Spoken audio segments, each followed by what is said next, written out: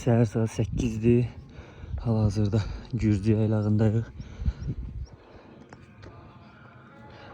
Bulutların bizdən aşağıda olması çox mükəmməldir.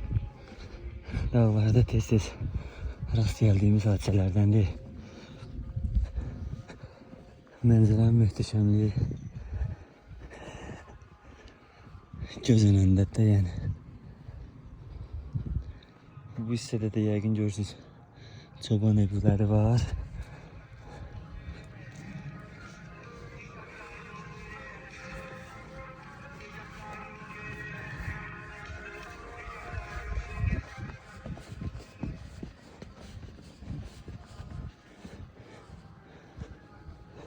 Bugün